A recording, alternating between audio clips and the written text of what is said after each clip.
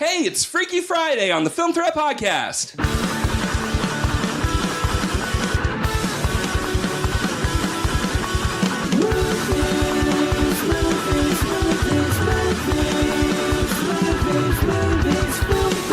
Welcome to the Film Threat Podcast. This is Chris Gore, also known as That Chris Gore. With me, as always, is my co-host, Anthony Ray Bench. How's it going, everybody? And we have a really exciting episode today of the Film Threat Podcast. We are talking about body switching. It's really special. We have a special guest and a special topic. I'm so excited. Do we really have to do this? No, we don't have to do this. I think you know what? We have to call this. This is not working. This is totally not working. I was excited that we were going to do a bit. What? You're making a face. I think it's working, and you should keep all of this. Yes. Keep all of it? All right. Yeah, I mean, maybe not all the takes, but it's pretty funny. You guys are adorable. All right, well, let's... So much. My face is probably But it's red, so fun. Well, you're in the shadow, so I can't even tell how red. Wait. Before... we have to switch our brains back. Let's switch them back. Whoa, I'm back in my normal body. Thank God I'm back in mine. And we have a very special guest on today's show, writer-director Heather Fink. Welcome to the show. Thank you. Great to be here. Well, it's first of all, it's perfect to have you on the show because you directed the indie comedy Inside You, which is a brain-switching comedy. And I've always been a fan of brain-switching movies. Brain-switching movies, I think it's a simple premise, and it really is based on, the performances of the actors. And there's sort of like different genres of brain-switching movies. There's different sort of types of brain-switching movies. And we're definitely going to get into that later in the show. Why are you giving me a strange look? Yes, the bit at the top did not work. I'm not with us trying to look. You're giving me a strange. You can't see this, folks, but I'm scowling at you. That's what it is something of a scowl. It is something of a scowl. Embarrassing, you son of a bitch. We've got a couple films to talk about at the top, and I'm sorry to. Don't we have a couple films to talk about at the top? Oh yeah. I do have a couple of reviews. So there's this movie called Armstrong. And essentially, it's about two EMTs that come across a wounded superhero with a cybernetic arm. And now, but wait, I have to ask Heather, what do you think of this? Because this is our normal thing as we talk about movies at the top. Yeah, I know you're sitting there looking uncomfortable. Oh, I'm not uncomfortable. I'm fine. Are you sure? No, I mean, you said too much into us. No, you should just let us be. I'm just gonna let you be. Good. Thank you. There are so many energies and emotional sensitivities in the room, and I have to say it's extremely entertaining. All right. Well, okay. Well, that's good. Thank you. That's good. I'm just saying. Monkey dance. Well, first of all, we should actually add some context to this. That Heather, we hung out the other night with Heather at the South by Southwest party. And we were hanging out, and we were going to record a podcast at the party, but it was so loud at this party. We said, we cannot do this. So then we went to Lucy's El Adobe on Melrose, and we just hung out, had the best film conversation. It was amazing, and I wish we'd recorded that because it was such a great conversation. I thought we got to have you on the show, but it was just like, I mean, your movie knowledge is unparalleled. I'm impressed. You were wearing a Top Gun sweatshirt. Okay, that's this is awesome. Cool. And also, Spud McKenzie is in the role of Tom Cruise on this sweatshirt. It's very special. It was nice. That was a very cool mashup shirt. But yeah, I just want to say, like, I always interrupt Anthony during his reviews on occasion. So feel free to interrupt and interject and add some what? I'm just saying, not in a mean way. Thanks, do I do Chris. it in a mean way? No, you don't do it in a mean way. But all I'm just saying is that if I would like to hear your thoughts on Armstrong, this indie action sci-fi. Very low budget. Well, I have one I don't know this movie Armstrong, but you said the word cybernetic, and that just reminds me of my favorite movie in the whole wide world, Terminator 2. What? You know what?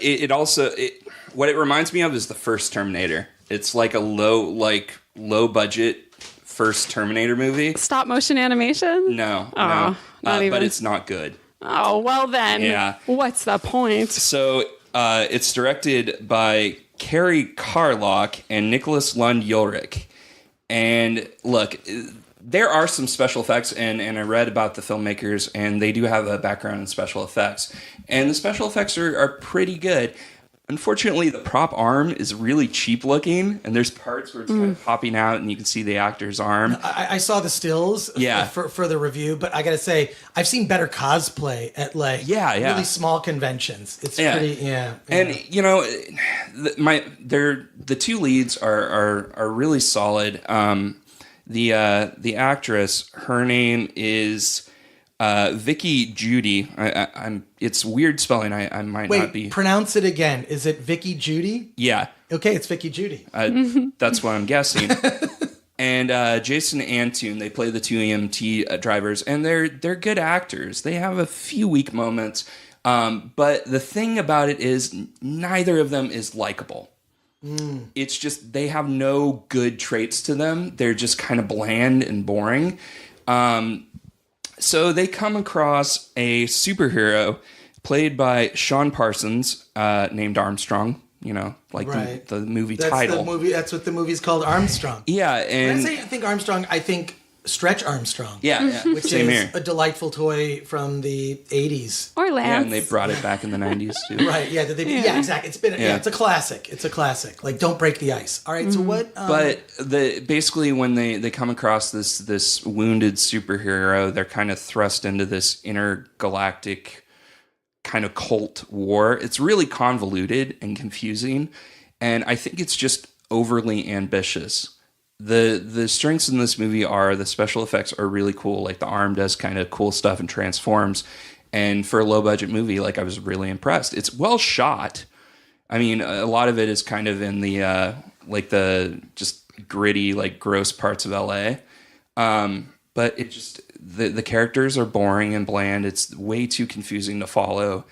And there's no likable characters. There's nobody to root for. There's I am definitely going to see it because your horrible review makes me. My review's horrible. No, I'm not. I'm not saying your review is horrible. I'm saying your review that says it's horrible. I didn't say your review. I'm saying your horrible assessment. But see, makes me just want to see it more. I wouldn't recommend it. Like, I recommend bad movies all the time. I recommended Patient 62 and Revenge of Guilo. We need to find out, like, which one it is. Oh, we'll get that director on the show for sure. But I honestly just skip this movie. It would have been a good short. It really would have been a good short, or it would have been a good budget. It would have been a good big budget film. Well, God, I feel like the energy in the room is so, like, downer right now from this review. Do you have any, Heather? Do you have, like, a positive low budget sci-fi that you would recommend? That would a positive low budget sci-fi there's not a lot, actually. I wanted my first feature film to actually be a sci-fi comedy, and so I was trying to look for comparables, and there's not a lot out there because it's just not a low budget art. And there are a few that have gone to festival. I haven't loved them, so it's a hard thing to pull off. But what I do respect is in-camera effects. I'm quite passionate about in-camera effects. Oh, same here. Yeah, and I think that today there's this, like, nightmare where CGI people are so used to the onslaught of graphics, which are not necessary to tell great stories and make exciting movie magic, which is, like, why you go to superhero movies or sci-fi movies, and it's something that I'm so hungry to have a budget for, is I want a budget to create exciting movie magic moments, in-camera effects, you know, and an example is, like, you watch Alien 2 because you want to see Ripley put on the exoskeleton. Yeah. It's not even a hugely important thing in the script, but you want to see her put on the exoskeleton. You want to see her fight the alien. It's awesome.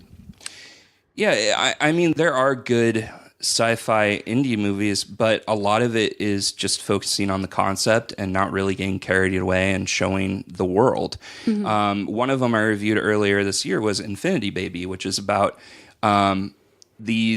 this company that clones babies, and they stay as babies. So parents will adopt them, and it's got a sci-fi twist, but it's all about the characters. But wait a second, so they just stay babies, so you still have to change their diapers, which is, like, forever. The worst part. They're immortal. A kid is having to smell poop all the time. Yeah, but it's why I don't have a dog. I just can't. I don't love the smell of poop enough to have. What? I'm serious. No. You have to really kind of love poop because you're picking it up all the time. You see people picking up poop all the time. When they have their dogs. When I see anyone walking around, I don't think that they're the people with their dogs and they have that little plastic bag. It's it's always poop. Yeah. It never turns out to be a Tootsie Roll. It's always poop. Well, I mean, another good sci-fi indie movie is, and I've talked about this one on the podcast, Future 38. And the way they got around is they set it in the 30s, and all their props were cheap, kind of like toys, to make it look like, you know, an idea of 30s sci-fi. Well, if you look at like episodes of Black Mirror, I think Black Mirror on Netflix is a really good example of. I wouldn't call it low budget sci-fi, but it's high concept. I mean, they're not doing like some epic, you know, thing that's cliche. It's not like Valerian or, you know, right, like one of those. Over the top, but it includes effects as part of the storytelling, but is usually like in the way that Twilight Zone is about how, you know, the advancement of science and technology affects man. How does it affect us socially? And mostly Black Mirror is about social media, the internet, and whatnot, and how that has impacted our world. And so in the way that Twilight Zone was sort of, you know, was in tune with the zeitgeist, I think Black Mirror is that way. And any of those Black Mirrors, especially some of the longer episodes, all of those could have been indie features. They're that good. Yeah, you know? I mean, but they are expensive. The production design in them is staggering. Right. And in a lot of, like, I was thinking of some lower budget sci-fis, but I still, and there's, you could maybe call them indie, but they're in the low millions. They're not like under $1 million. I mean, their safety not guaranteed was $750,000. Which I love that movie. Yeah. And they did a good job. And it's always the thing with indie filmmaking is finding another way and having some ingenuity. Like you said, this 1930s thing, like they use the story to come up with solutions to, you know, properly executing a sci-fi movie. Yeah. My suggestions, I have 3 suggestions for the filmmakers of Armstrong. One, infuse a little bit of humor into it. There needs to be, you know, kind of, I think a lot of indie films, especially in the sci-fi genre, take themselves way too seriously. And there needs to be kind of a, you know, a lightheartedness to it. It is an absurd premise. And there needs to be an acknowledgement that it is kind of absurd. The second is I would have painted the prosthetic arm black because it's white and really distracting and weird. And so you're like a production designer and a punch-up guy on the script. What is the third thing that you would do? What? Well, what was the third thing? The third thing is I would definitely like not be so ambitious with the story. Like I would keep things vague. I would keep things simple. They wanted to make a big budget, like expand the world type movie, and they didn't have the resources to do it. So keep it simple, keep it basic. Yeah. Adapting your script to what you can do is the task of the indie filmmaker. I thought of Attack the Block. I think that's a £4 million movie. I think that's the number. Attack the Block I love that movie. It's really great. Here. And in developing the alien, they had to do something within their budget possibilities. And like you just said, paint it black. They made it black. It was like a black presence or orb. So that's actually more practical for them to shoot. Yeah. The color itself helped them. And they kept the monster in the shadow a lot. Exactly. Yeah. So I love that film as well. It's just very like economy of scale, simple. Yeah. I think there even social are issues. a few moments of humor, but it's not, I wouldn't describe that movie as funny. Well, there's definite laugh out loud moments. And I think all great dramas have humor, like have moments where you just laugh, and all great comedies have dramatic and emotionally moving moments. Yeah, exactly. I agree. Like Stripes has emotionally moving moments in it, or Annie Hall. I don't know. I'm just saying movies that are thought of as comedies that have dramatic moments. So it's a different podcast though. Yeah. I would pass on Armstrong even as a bad movie. It's just there's not enough there to recommend it. Second movie is Creep 2.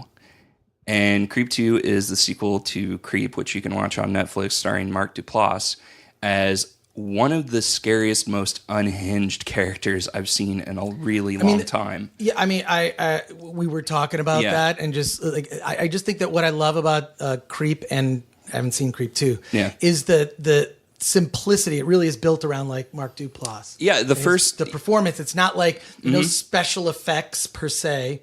So, yeah. The first Creep is basically about this guy that hires a videographer to come to his house, and under the pretenses that he is a cancer patient that is dying, and he wants to document his last days for his wife and kid. And as the movie goes, he starts lying, and like the videographer kind of catches up with the lies and kind of questions him. And there's just really, like, Mark Duplass is amazing. He really plays this, you know, scary serial killer like really well. Creep 2 takes a different approach, because the good thing about Creep is it kind of builds to the reveal that he is a killer and he's, you know, an awful human being. But Creep 2, like, he hires another videographer that does YouTube videos, and he flat out tells her as soon as she shows up to his house that I'm a serial killer. I've killed like over 40 people. And it is just amazing because she doesn't believe him, and he's, you know, again, telling stories. But here's why it works with it is Mark Duplass is a good-looking and likable guy. Like, charismatic. Charismatic. So yes, of course. I mean, like, if you told me Kevin Spacey was a serial killer, I'd say I believe you. Like in a movie or other. Okay, we're not going to go down the Kevin Spacey rabbit hole. That just opened a whole thing. Delete that. But I'm just saying that, like, you know, when I'm not deleting Mark in that. Don't delete it. I'm just saying Mark in that role. I mean, you're casting against type, right? Because you would not peg him as a serial killer. Well, I mean, aren't most serial killers like really kind of social and you know? You would never think. I don't know. I wouldn't know, but Anthony, tell us. Why? Are you implying that I'm a serial killer? Well, did you listen to the Halloween episode of our podcast? Hey, very scary. Innocent stuff. until proven guilty. Right. I wouldn't mind bringing up that the director of Creep 2, which I haven't seen yet, is Patrick Brice, who I absolutely adore. I saw his movie The Overnight at Sundance, and I thought of it a lot in making my feature film Inside You. It's a sex comedy.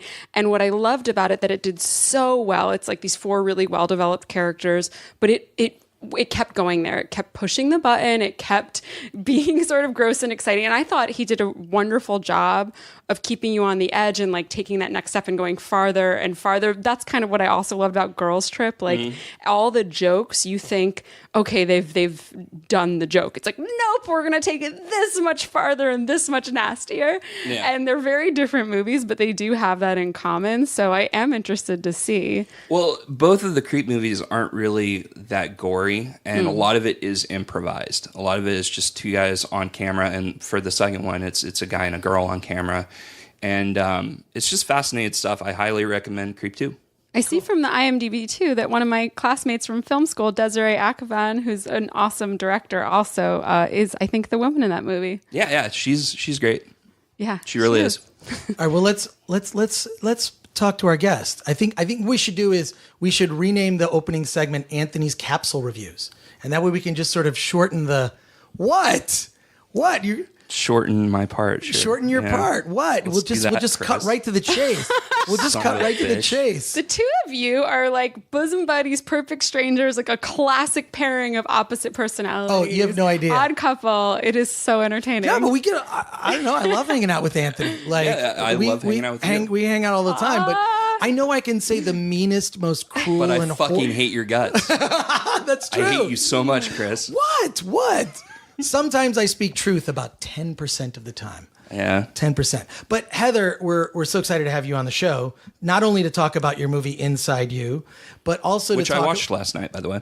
Yes. Yay. Okay, yeah, okay, good. One of us has watched it. Man. One of us I didn't watch it. Way to prep, Chris. No, but see, okay, so I have a reason. First of all, I knew that you were going to watch it. Yeah. And secondly, I want to get into other aspects, and I purposely didn't watch it because what if I have so many issues with it? Oh. What if I have a problem? I would welcome that, though. I would welcome honest. I went to film school. Film school is basically years of people showing you show your work to the others, and then they tell you that it sucks. And this is why. It's a so I'm used to it. It's fine with me, and I can take it. And also, if you don't put it out there if you can't take it. However, part of our being here was there was something I didn't like in the review that was online. Which I get right, by the way. Okay, but wait, we should set this up. So your movie came in, and I thought this is great. I'm gonna assign it to one of our guys, because also there was a time element. The movie was coming out soon, so you wanted like a review to appear, and I was like, hey, I'll be accommodating. Let's see. I want to get one of our reliable guys who can turn it around quickly. And I thought the premise was great because the whole thing is the premise is a couple, right, who switch brains because they get some magical thing from a gypsy, right? Kind of, yeah. And it's funny, you keep saying brain switching. They don't It's not actually. brain switching. Yeah, so it's body switching. Body switching. Yes. Right. So brain switching, but also if your brain switches In into a way. another body, isn't it? Body It's kind of like Get Out has actual brains. I think they take the yes. brains out. Yeah. But it's. I mean, well, look, in Face Off, it's faces. I mean, Yes, yes. But in this, I mean, effectively, they switch bodies and then they have sex. Well, that's not No, the there's more plot. to it. The Yeah. plot. There's a lot more to it. Yes, I know there's more to Sex it. does happen. Right. Yeah, eventually. Yeah, but they want to experience what it would be like to have sex with different parts. Does that make sense? I would sum it up as why doesn't the filmmaker describe her own movie, and why is it the guy that's a that good didn't idea, see Chris. the movie? Oh my God! I'm Jesus. sorry. You know what? Fire me from this podcast. No. Hashtag No. fire It's Gore. okay. No. My fast description is it's a comedy about a couple that switches bodies after a night with a magic sex toy. So switching bodies, there is sex. Sex is part of the plot and story. They don't actually want to. It happens magically. And then they get to experience what it's like to be the other person for a day. And you get to play out that fantasy as a woman, like what's it like to have a penis? And for a guy, like what's it like to be a woman? And we get to see that play out with these two particular characters. Yeah. And Yes.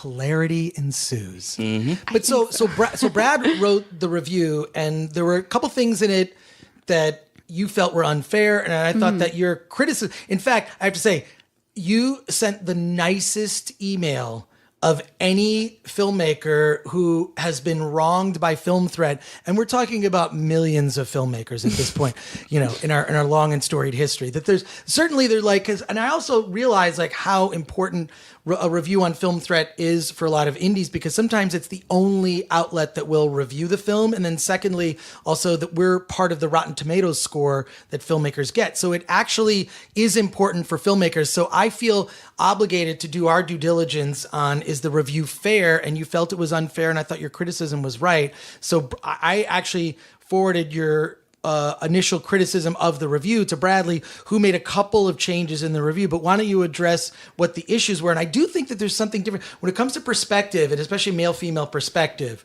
You know, I feel like we're really growing as a society, as there are so many teachable Some of moments. us. There are teachable moments in the newspaper every day of new Weinstein charges and Kevin Spacey and now Louis C.K. and all this on and on and on. But I mean, this is, you know, we've lived in a fucked up place for a long time, and I feel like it's time for people to learn to be empathetic, whether it be, you know, gender related, whether it be about race. So there has to be some sort of way to be able to, I mean, this is what movies do so well, is they put you in the head of another character, right? I mean, you're able to feel whether that character is female, you know, male, a different race, that's what movies do best. You are experiencing the film through the eyes of someone that you are not. Mm-hmm. So movies do that so well, but you felt some of the things were unfair, and I think so what is fair is for someone to not like it. That's totally fair, for it to not work for them, for it to not speak for them to notice the things in it that are flaws, because it has flaws. It's not a perfect film.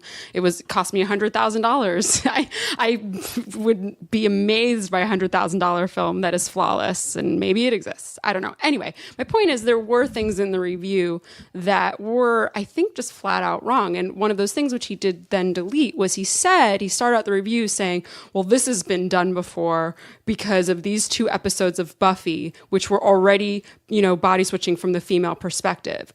Whoa, hold the brakes. Joss Whedon, who wrote and directed those episodes, is not doing it from a female perspective. He wrote and directed Buffy. It's from his perspective. He's a man. So that to me was just super insulting, made me feel erased, let alone that it was annoying to say that these obscure episodes of Buffy equaled done before. And I also did the research of watching all the body switching movies that I could get my hands on so that I had a sense of the landscape that was out there before creating the movie. And it hasn't been done. It hasn't. No, I also like body switching is just like, I know it's like a comedic trope, but like, but I happen to like those kind of films, and I can't think of one that was based on 2 characters having sex. I can't. Well, it's not based on 2 characters having sex. It is a couple switching bodies, and I found one in the 90s that's an Australian movie, and I felt that the characters were stereotypes and that they weren't honest representations of what a man and woman are. And so I felt, okay, great, let me be that story, let me tell that story. Most body switching movies we know are parent and child. That's the most common thing. We've had Prelude to a Kiss was like an old man and young woman. It had a lot to do with being young and wonder. I love that movie, by the way. And there's like Steve Martin, Lily Tomlin one, but it was about something totally else. And then one, though, that really made an impact on me as a young woman was Switch with Ellen Barkin. Oh, yeah. The movie isn't like What I Made. It's a big budget thing. It's about this misogynist pig who ends up in a babe's body, played by Ellen Barkin. And there was this scene where she was just sort of like looking at her body and being like, whoa, I have boobs. What are these? And that speaks very true to the experience of being a woman and growing up. And then you have boobs and you realize you live in a world that cares a lot about boobs and how weird it is. Like, you as a woman, sometimes it just feels like this goofy accessory. Like, oh yeah, I have those. Or sometimes when I like bring a guy home and he sees them, I'm like, yup, check these things out. I feel a little removed and detached from what I have on me physically. You know, it's not like you're just like, yep, I'm here to be a sexual, sexy person. Like, you know, it's like you live in this body, you have it every day. It is no big deal to you. But it means something to other people. So I that is a part of this movie and the mood in the movie. And also penis envy and a curiosity. Like, oh man, it'd be so cool to pee standing up.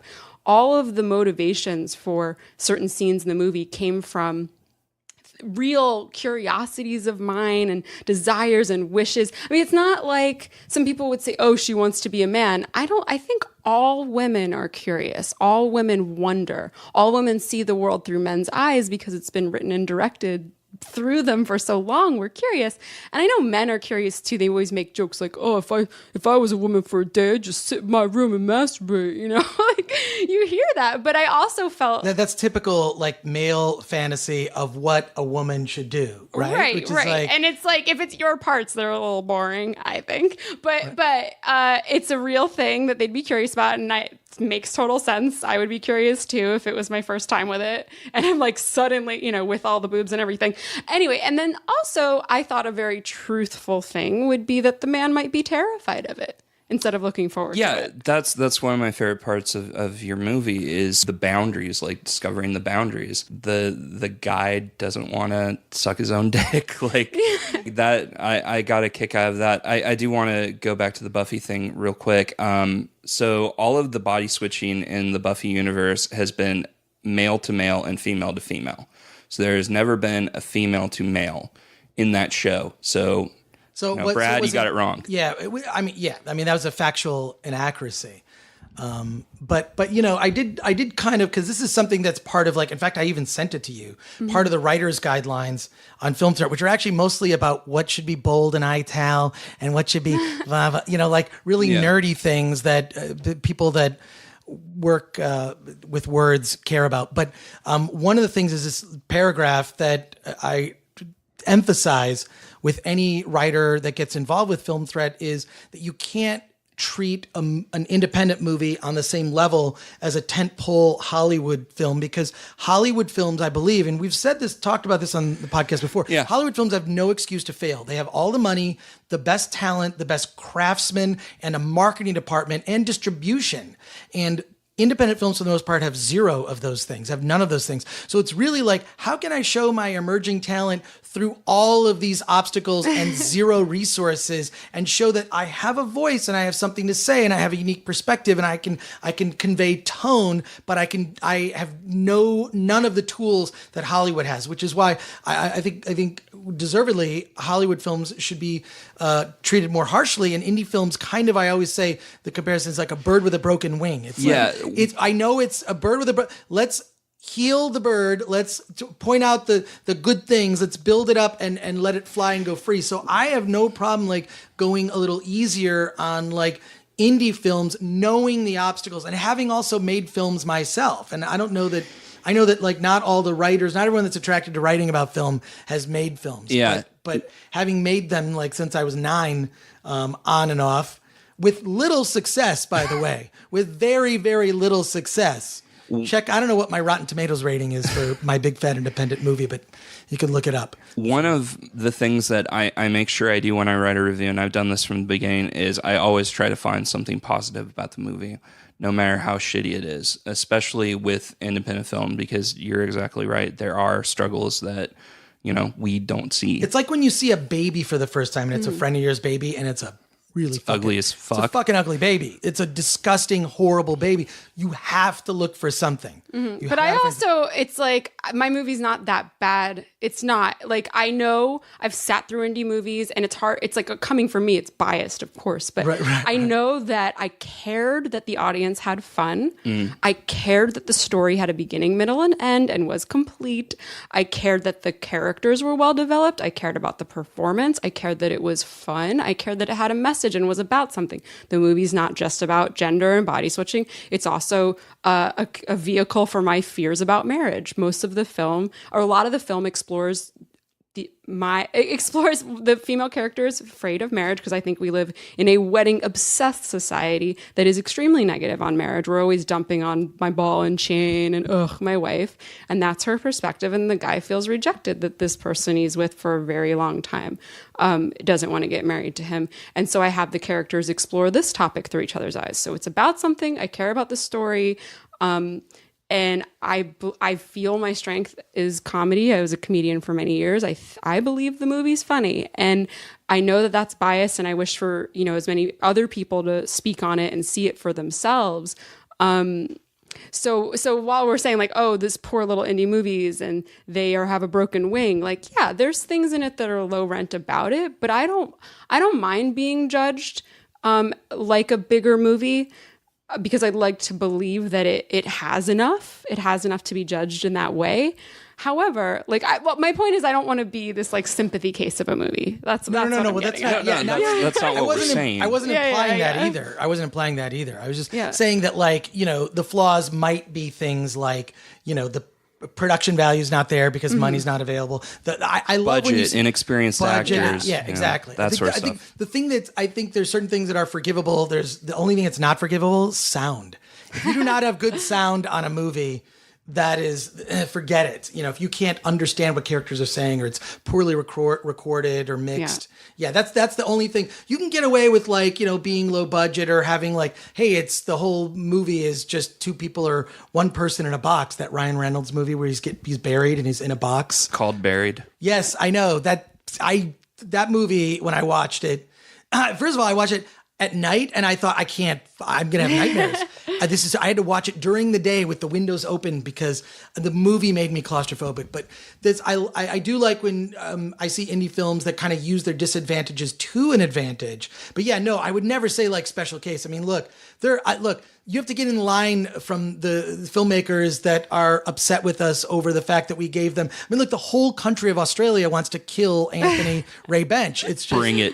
Yeah, exactly. So we did a part of a podcast about that because there was a filmmaker we had who sent a letter that was like this hate letter to Anthony. He called me pathetic. It was very personal. And my review wasn't even that harsh. No, the review was pretty mild. You can listen. I don't know what episode it is, but no, I thought because you leveled such a fair criticism of the review and also pointed out a factual error that we should continue this discussion. Plus the idea of people switching bodies and fucking, that's I'm into some interesting stuff.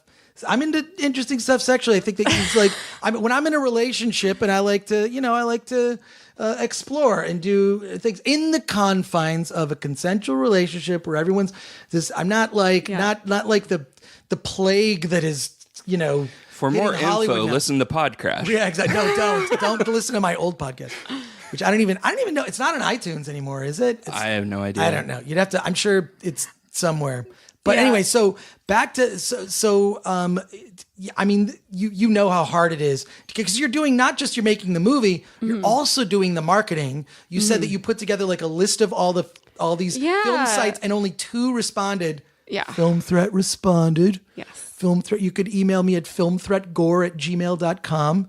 I'll get back to you. I'll get back to you, which I think I got back to you in a reasonable time. You got back to me the quickest of anyone. I spent days compiling a list. I went through all the Rotten Tomatoes reviewers and tried to like Google their emails and find them somehow. It took days.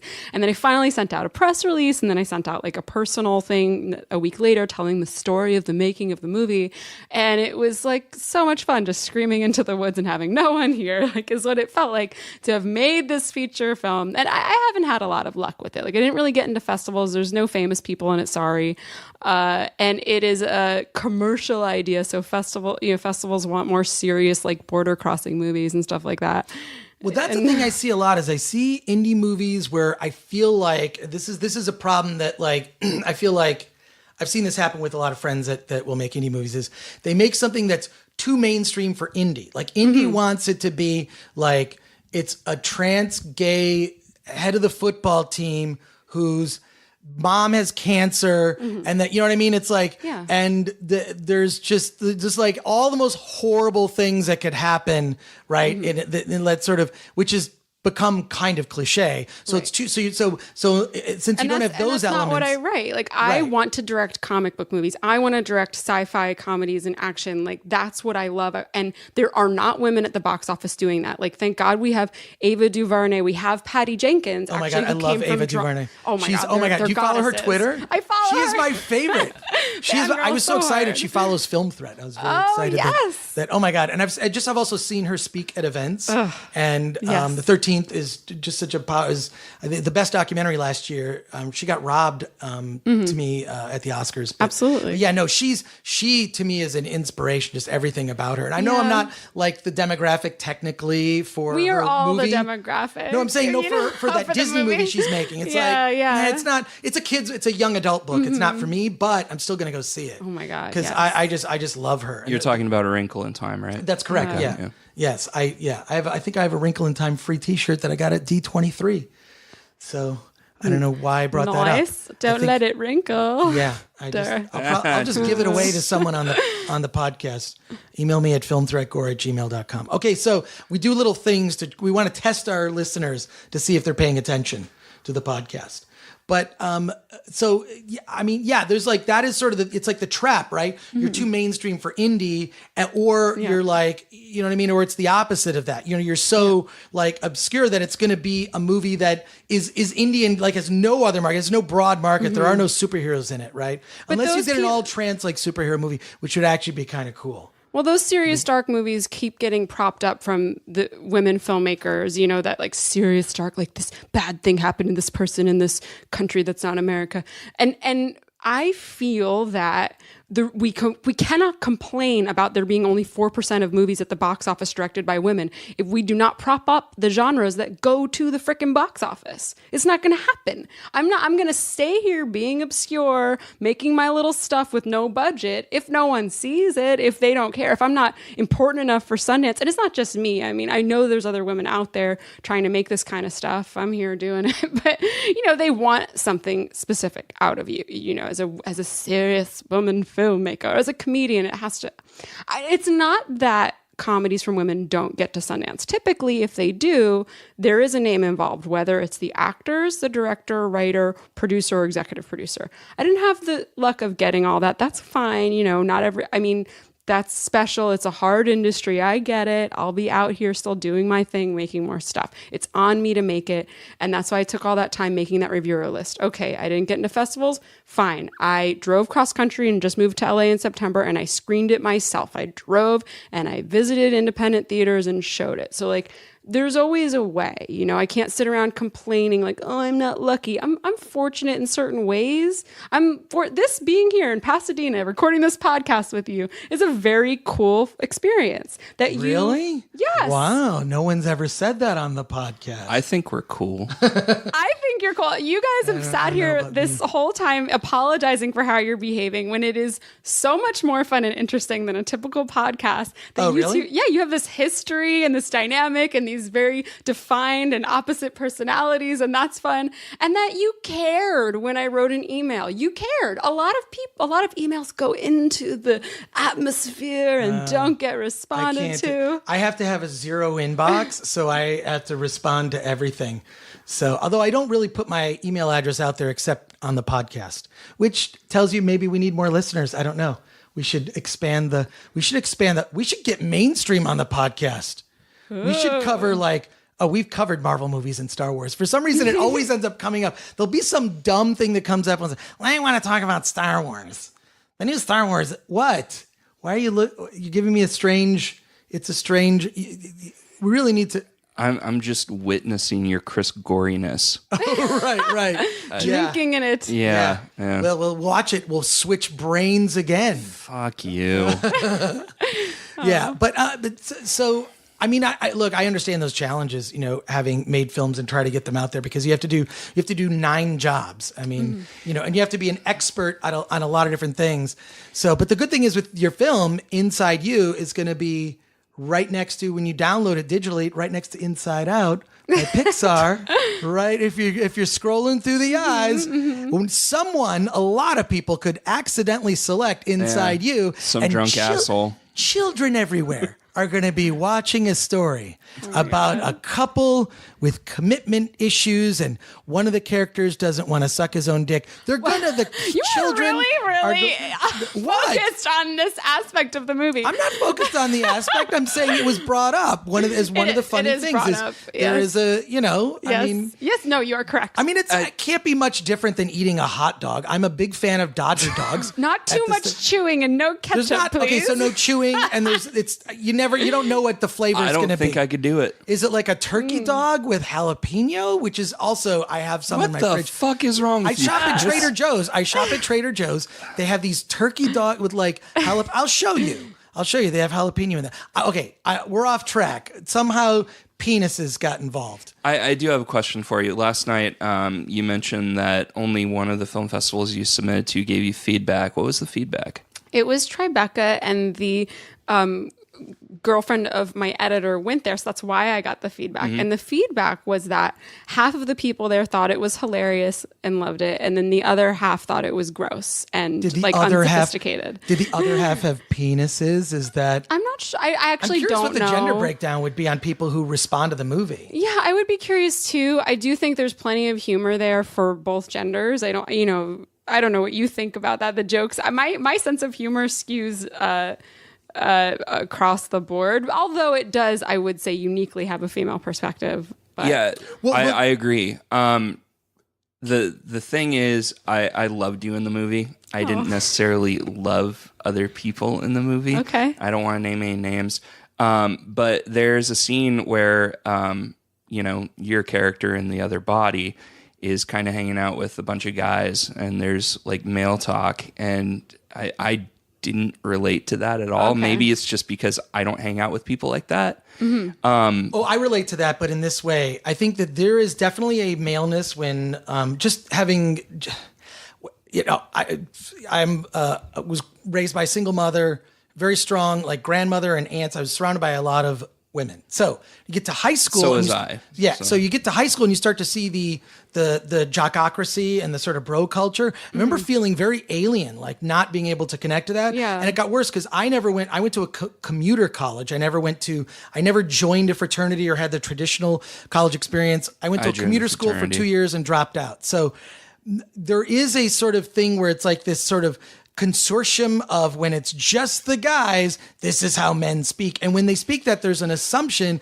that you agree with what you're saying, which is, yeah, dude, we're going to go and we're going to fuck chicks and we're going to, and it's just that's not, I've always been, also, I'm a freaking weirdo. I'm the kind of guy that if I can't connect on a mental, intellectual level, I can't connect on a genital level. Let's just say it's just seriously, I have to be attracted to a woman's, there's a word for that. What is it? Sapiosexual, which is just I have to be connected. That's a word. Look it up. Sapiosexual. You mean you have to look at them as human?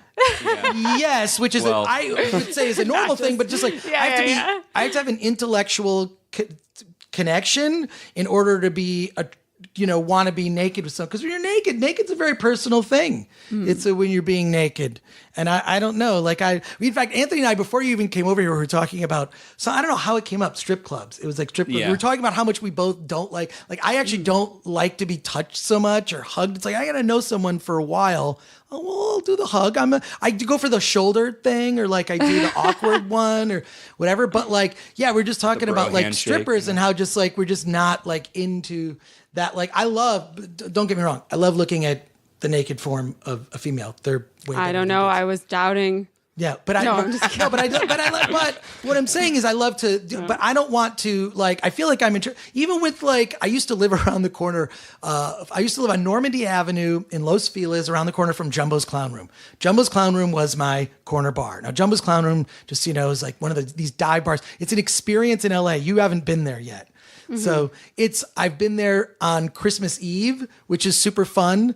It's a fun environment because, one, there's no nudity. It's a bikini bar, so they strip down to like bikinis, and two, it's a very integrated. It's not just guys, creepy dudes. It's 50-50 male female when you go to that bar. It's a dive bar where women are working out, and the talent is pretty incredible. On strip clubs, like I don't hate on strippers. I don't hate on sex workers. They're people. I don't look down on them. I do, however, just hate the thing I hate about strip clubs is just the casual exercise of the patriarchy. It's like, we've all accepted that this is women's role in society and that this is men's role, and that's why it's not fun to me. Well, I don't love it. It's different. And I get it.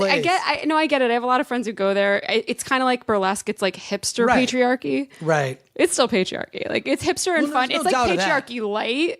It's not as offensive as the freaking guys who go to get boners together at like Score or whatever. Right. Well, but to be fair, I do see female couples there. I mean, no, women go. But women aren't all feminists. Women aren't all aware of their sexuality. Women are. I call a lot of women. And this is getting political, but think of a lot of women as Aunt Becky's who are just around to like please the man, and like male approval is a super motivating thing for women. And so I think part of going to strip clubs is just sort of like, well, accepting, well, the patriarchy is the patriarchy and everyone's going to have fun here and laugh, and this exists as a thing. So I guess I'll just go to it. Well, it's just, my whole thought is like, in the, like, cause they'll approach you and ask for, do you want the dance? Which I never do because I feel like, I'm like, I know you have a kid at home.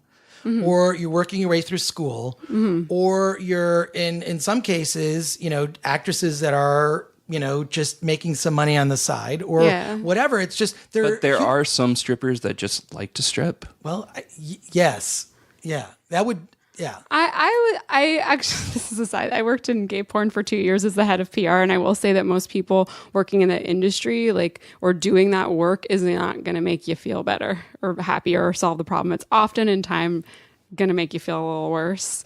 I don't hate or judge the people who do it. Like I said, they're human. They have their own things they're dealing with. Like Cardi B gives this great interview. You should check it out. You should Google it, where she talks about how stripping saved her. It gave her financial independence to get out of an abusive relationship. And she was doing it for a lack of options, but it did help her have financial independence. Now, both situations suck, being in an abusive relationship and like having to sell your body in order to get out. But I'm not like sitting here saying, oh, strippers. It's not like that. Like I've been around naked shows like in life. Sometimes at parties there's burlesque dancers and stuff, and sometimes it's really impressive and interesting the moves that these women do. So I'm not like just hating on it. No, I think it's fun in the right context. I think that there's even like I'm not trying to give a plug or anything, but in past relationship I've gone to this place called Olympic Gardens in Vegas, which is to split level. One is women and one is men, and it's to serve whatever your proclivities that stuff are. Can be interesting. For example, and to plug my friend's place in Brooklyn, House of Yes, puts on these amazing, it sort of has like a gay vibe, but also burlesque and women and stuff. And they make it very, very, very interesting. And there's this place in the city in New York called The Box. It's almost like a naked Cirque du Soleil type of situation, or a dirty Cirque du Soleil. I mean, that kind of stuff is interesting and turns it into art. But, people aren't going there for the articles, So. Well, going back to what I said about your movie and not relating to the male characters, like that's just from my perspective. I'm sure you're basing your writing on people and experiences you've had with kind of observing conversations. Yeah. But like I kind of felt like That's a super fair bit of feedback, and I would never take like that. You didn't personally relate to that. I did research and like call men and ask questions and all sorts of things. What were some of the questions? I'm curious. One of my favorite responses, the actor and comedian John Gemberling, he's Bevers in Broad City. No, I don't. Oh, he's super funny. And I started interviewing him because he's been married for a while. I wanted to interview people in longer relationships, especially because I haven't been in much long relationships. And this story was about a couple that was. But anyway, I asked him, what would you do if you switched bodies? And one of the first responses is like, because he's a bigger guy, is like, oh, I would have so much fun, like leaping across the room in my new light body. And that would be so great to just like be small. And he'd be excited by that. That's really interesting because what I've thought about, because this is why the concept I think is fascinating. Your mouth would taste different. Your perspective would be different. Like everything about your height would be different. The way you see the world. What would it be like to see the world from? I mean, I'm friends with a woman named Mia Matsumiya who's been a model and she's a musician and she's 4'9". She's technically she can get free coffee at McDonald's because she's considered child size. Yeah. I forget. Fun size. But also, what if you were that tall? Like everything would feel different. You would be hard to reach. So those kind of things are interesting, I guess. Yeah. There's a little of that in the movie, and a lot of it got cut last minute. Like I was saying, we didn't have the best luck shooting it, and suddenly we were running out of time to shoot this one scene. So right after the switch, I was going to have all that body work of like, oh, I'm strong now, and oh, I'm small, and the pickle jar scene. Well, I had that a bit, right? And then he's like, oh, I don't need any makeup, all that kind of stuff. But I had to cut so much out. And when the cutting happened, wasn't even the editing room. It was this huge scene after the body switch. And because we didn't have stand-in. So as they were lighting me, I realized, oh God, I have to cut pages off this scene or we're never going to make our day. I'm just sitting there with a pen, just slashing it. Okay, my darlings, my baby, killing my darlings left and right. And like, all right, we're going to make this day one way or the other, no matter what. And those are the kinds of things you have to experience where it's like, oh, this lovely stuff has to die. But what you were saying about the men, it was specific men. It was these guys I grew up with that I interviewed. And then the 4 guys in the scene too also sort of took the script and then improvised. And then I said, let's keep these lines. So some of it came from them a bit. However, they were stuck with the skeleton of the scene that I had built. And there were things that it was hard to capture. Yeah. Because it's these things that are so subtle in how men interact with each other. So I am quite sure that scene could be improved and done better. I'd love to shoot the movie for more money, by the way. I'd love to reshoot the whole thing with big actors. Well, at some point, there's nothing stopping you in your career from doing like the big budget version with Ryan Gosling. Switching bodies with who would be good? Emma Stone, since they work really well together. Well, I was thinking Rosie O'Donnell, but whatever. Yeah. That would be my. Well, I think they're both good at comedy. Yeah. Well, I guess one team that I thought would be amazing. It would be like Eric Andre and Rosario Dawson. They're a real life couple. Eric Andre. They're so funny. Yeah, they're a real life couple. I had no idea. I love Rosario Dawson. I don't know. Oh yeah, and so sorry. I used to know Eric from doing stand up, but it's been years. He's gotten real big. I don't have his new email address anymore. I love his show. He's a delightful, kind, good, all-around guy. And then Rosario Dawson, I used to do sound. So I pay the bills as a sound person. Hence, the sound in my movie is very strong, very professionally done. The sound design sorry. Too many sidebars. I'll get back to that. But Rosario Dawson acted in Daredevil 2, which I was one of the boom operators or sound utilities on. And real thing about her is that she is delightful and hilarious. She's so funny on set and so full of energy and smart. She makes everyone around her laugh, and I want to see her star in a comedy.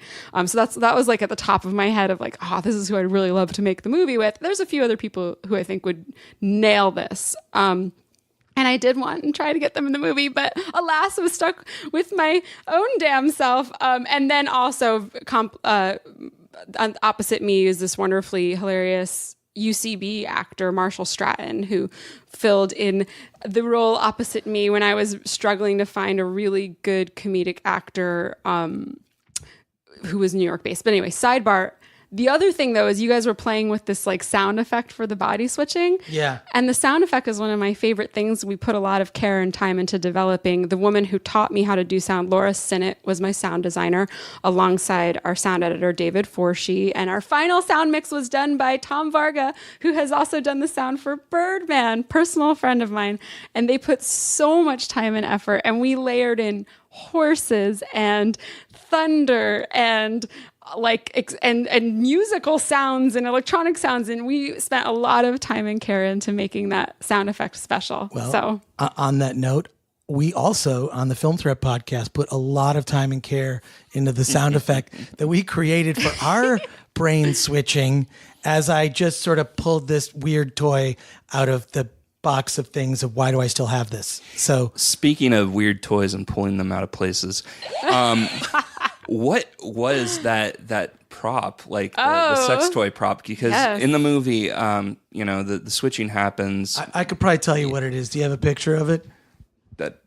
I'm kidding. I'm just what? Sorry, I derailed. There's too much derailing on this podcast. Aww. We have to have and we its have name like is a Chris giant Gore. red button. Yes, that's the yes. I'm sorry. I interrupted. I'm the interrupter. Sassy today. But the body switching happens because of a sex toy or the use of a sex toy, and it looks fucking insane. I don't know how it works. I don't know what you made it out of. I'm so glad you asked about that, because me and the production designer, Yoko Morishita, put a lot of care into that. And we looked into inspiration from like old MacGyvers and Indiana Jones and artifacts. And so we went to antique stores, and this one place was such a gold mine. It was in Williamsburg, and this guy looked at us. He was like, "What are you guys doing?" So the components, the case that it comes in is an actual Civil War musket case. Wow. It's a historical object. That's awesome. And then the object itself, the middle of it is like this brass thing that you use to stuff a musket with gunpowder. And then the tip of it is an antique Italian glass wine stopper that looks like kind of like a butt plug. It kind of looked like a drill to me. It looked terrifying. Right? It's terrifying. And then in the end of it is this like leather tail. And we also compared it with real sex toys, but the goal was to look at something, have it be intimidating, and have it be unclear where the hell you put it. Yeah. So that was the point. I think that's the beginning of a good evening. Oh, and then fun Easter egg. I think it's an Easter egg. Originally, the woman at the sex shop gives her Crisco to use with it as... Oh, okay. I thought it was something else. Oh, no. So a tub of Crisco as like lube, and she's like, what do I do with this? Like, figuring it out is half the fun. And Crisco, I just thought was a very funny idea for a lube. I haven't actually personally used it for that. I wouldn't recommend that. Not that I've tried it before, but yeah. But I thought there was something funny about a tub of Crisco. And the only reason it got cut out of the movie is the timing of that scene wasn't working, and I needed to end it sooner. So I cut it out earlier, and you just kind of see it in the sex scene and later in the movie. This like tub is just there. Just there with no explanation, no rhyme or reason. So look out for that. When you said Easter egg, I thought, because your character has a line, what's a butt plug? Oh. And apparently that's from 50 Shades of Grey. I thought you meant using an actual Easter egg. That's where I thought you were going. There's an Easter egg in it, and it's used in a weird way. That's funny, yeah. And my only anger about 50 Shades is they fired the female director from the sequels, and that is not what was wrong with that movie. I have a lot of anger towards that movie. I think the script is terrible, but those actors, I think Dakota Johnson. Terrible. Yeah, it's the bad source material. That director did the best she could with absolute garbage. Anyway. Fanfic. It's fanfic. Yeah, right? it's fanfic.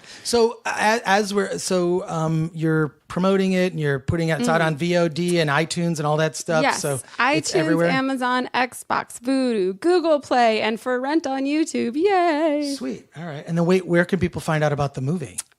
You can go to Don't you have a website or social media things? You can go to InsideYouMovie.com or check out the hashtag InsideYouMovie. You'll find the trailer if you just look up Inside You trailer. But all the info's on Inside You Movie. Very bare bones website that I made myself, so you will not be impressed by it. But you may enjoy lots of useful information, like links on where to see it, the trailer, press clips, yada, yada, yada. I would encourage everyone listening to the podcast to see it. But wait, before you leave, though, I want you to help us, just for this last bit on the show, compile the top 5 body switching movies of all time. And we can all contribute to this. And I'll throw out a first one to kick us off. This isn't the top, but this is, I would put this at the bottom of the list. Face Off. Oh God! What? First of all, here's the thing. Because I remember when it first came out, like the one thing that's weird is so Nicolas Cage and John Travolta switch faces, but they also did they just suck in extra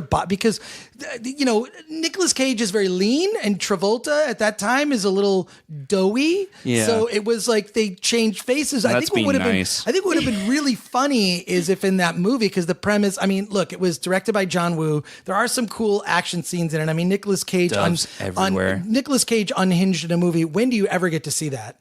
And then that was, you guys, no one's paying attention. No, I'm paying attention. I was just looking I'm just saying, yeah, no, you compiled a really good list. But what I'm saying is that I think it would have been really funny to have Nicolas Cage's face, but John Travolta's body, actually have this beefy body, because if that ever happened in real life, even the shape of your skull, because they've done facial, they should both look before. like Leatherface. Although if you really want to creep yourself out, look up facial transplant because it's pretty horrifying. But I that's one I would put on the list or the bottom of the list. Or if you guys vote to take it off, I'm not going to argue very hard against that. But what are some other body switching movies, brain switching? Well, I just want to add one thing that's super fun to do at parties or casually is randomly run your hand across someone's face and go the face waterfall. Yeah. It's such a silly part in that movie, and I love My that. girlfriend hates that. You do it? No fucks given. Oh, I do it all the time. Oh, nice. You get it. What's your favorite? I like Big. Oh, yeah. Big. The Big is it counts to me. I don't care. Yeah, it counts. Yeah. It counts. It does count. It does count. So, to experience this body you've never been in and the fun with it. It's so... That might be one of the best ones. Yeah, now that why did you do that so soon? You should have saved it for the second one. I start at the top. I know. That's the story of my life. No, it's a beautifully made movie, and it's got that magical element. And that's one thing I loved. I love.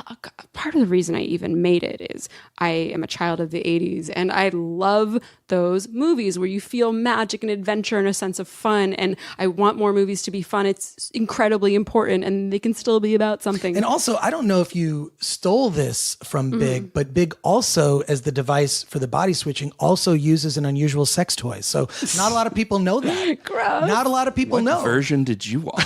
I don't know. It's a movie with kids. That was Chris. The Archie Soda Pop Club version. That was a lie. That was a lie that I just said. Okay, so Heather, now you have to. Okay, so in rewatching all of the Body Switch movies, I discovered that Freaky Friday holds up. The original or the remake? Well, I watched. It was a Lindsay Lohan one with what's her name? Jamie Lee Curtis. Jamie Lee Curtis. Yeah. They're both very capable comedic actresses, and that was in Lindsay Lohan's prime. It is well written. There's good empathy. There's good storytelling. It holds up. There was one. It was made for TV in the '90s, starring Shelley Duvall. It was decent. And the name of it is. Freaky Friday. It's like the third remake of it. Yeah. And then of course the classic with Jodie Foster, which from the 70s, I think that. Growing up, there was the ones that kept coming on Channel 11, which is where I got most of my movies, WPIX, and we'd tape them with our VHS tapes. Anyway, I remember that it was always like the Dudley Moore one, the dad ones kept coming on. The dad ones, there's the Judd Reinhold one, and then there's the Dudley Moore, Kirk Cameron one.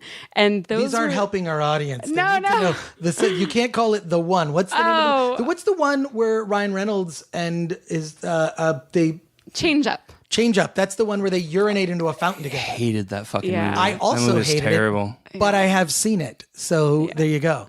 They're all watchable. That's the thing about the genre is it's watchable. Yeah. Because Even you if really it are sucks. just looking at that actor's performance and go, how much are they mimicking the other person? And in some of the films, it's really good. I mean, I do like Face Off, sort of a guilty pleasure as an action movie. I mean, I'm surprised no one has done something similar or tried to reboot the Face Off franchise. Wait, forget that I mentioned that and never do that. They're going to do a sequel like Blade Runner 30 years after the original. Yes, Yeah. Face Off 2039. So, but no, I mean that's why I'm just a fan of the genre. So, what are some others that are on your list? I mentioned it earlier, but I love Prelude to a Kiss.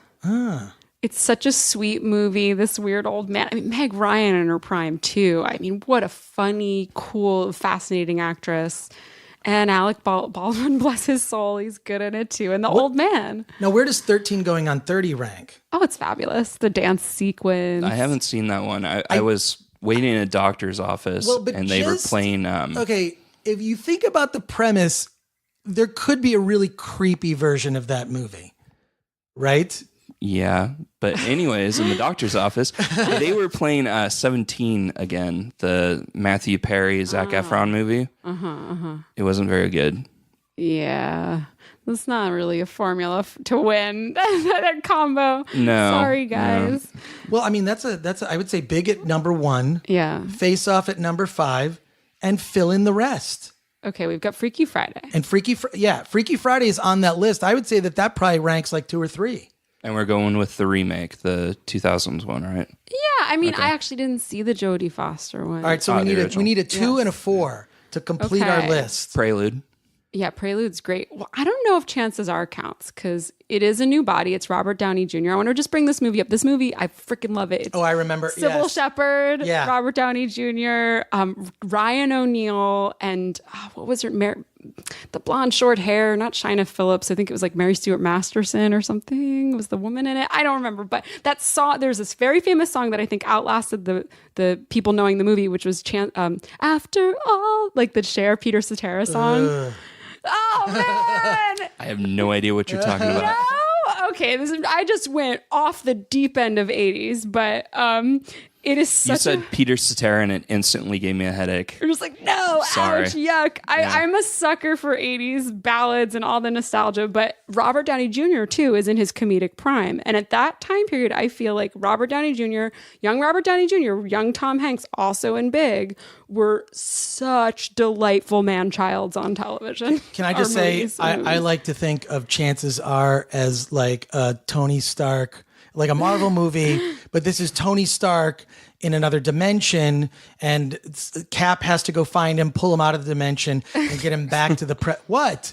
I do that with some movies. I'm like, this is so. I do too. Lame. We're nerds. And then it's like, but it's an actor I like who plays a superhero, and I'm like, well, this is one of those comics where he doesn't actually put on the costume. So what? That happens sometimes in comics. I know what you're talking about. What happens in that movie is the guy's super in love with Sybil Shepherd and then he dies, but when he goes to heaven, they forget to erase his past life and memory. So he wakes up in the new life and you start the story where he's like in his 20s and then he meets this woman. Turns out this woman's mom is Sybil Shepherd, and now she's married to Ryan O'Neal. And oh my God, hilarity ensues because he starts remembering his old life. And then she's like, I'm like, look, it's me. I'm your dead old husband. And it's there. I mean, Sybil Shepherd nails comedy. Talk about like, oh yeah, like her Moonlight, you know. So her and Taxi Driver. Yeah. Oh boy. Oh. There are comedic moments in Taxi Driver. Yeah. Albert Brooks. Yes, absolutely. Well, okay, so we've got that, and then I guess we need one more for our list. I know a bad one that I want to mention. Good, put it on the list. I remember. I've never seen it, but I remember seeing the trailer. But you've for never it. seen it, but No. you don't remember. So what is it? So it's called Dr. Jekyll and Mrs. Hyde. Oh boy. You guys have to see the trailer for this. It was made in the early 90s. Like the trailer was on so many VHSs that I rented. That's not going to make the list. It's not going. I don't think it's going to make the list. What else do you have, Heather? Okay, here's the list of things I could come up with: Freaky Friday, Prelude to a Kiss, Vice Versa, The Change Up, Like Father Like Son, 18 Again, Face Off, Switch, It's a Boy Girl Thing, All of Me, Dating the Enemy, 13 Going on 30, Big Chances Are. That was the list that I had. Wow, and then Face Off rounds it out. So there you go. Yay! say. Cool. 4 great All right. body switching movies. I love making lists. Well, yeah, we went for a top 5 and it turned into a top 4. But this is, but that was fun. That's always a fun exercise.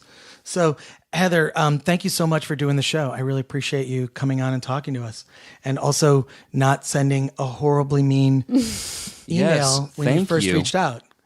Cool. Thank you both so much too for hanging out and talking movies. There's nothing I like better except for making them. Oh, you are a legit movie nerd. When we met up at that South by Southwest party, you legit know your movie nerd stuff.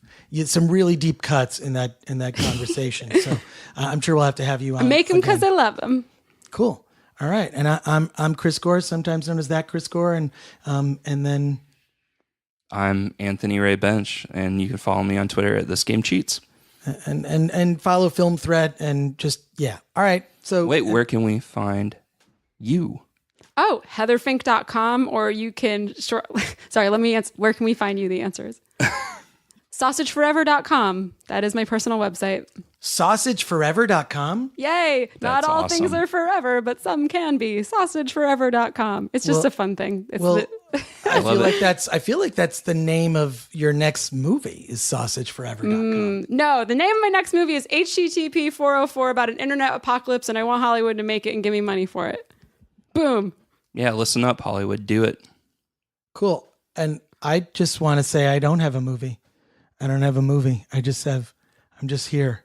What about the documentary? Oh, well, that's that. But I'm not making that. That's far in the future. All right, so I guess you know what we really need to do. Let's get out of here. A century ago, Dr. Henry Jekyll tried to alter the gene responsible for mankind's violent and sexual behavior. Instead, his miscalculation unleashed the dark side of his own nature. 3 generations later, to my great-nephew Richard, I leave my grandfather's scientific notebooks. his great-grandson would try to improve upon the formula. Cheers. But once again, things didn't go according to plan. Are you all right? Don't be ridiculous. Dr. Jax. I've got to go. Now, everyone's about to see a side of Dr. Jax Richard! they've never seen before. Are you just gonna stand there and stare at me, or are you gonna hand me that towel? I'm gonna stand here and stare at you. I'm Richard's new assistant, Helen Hyde. Welcome aboard. This is your night to blossom. She's making his life I'm a genius! a little confusing What am I talking about? because he never knows when she's coming back. Now, he'll have to get rid of her This video will better document my metabolic transformation into Helen Hyde. Richard? This is not what it seems like. before she gets rid of him. No. I warned you, Richard. Don't mess with me.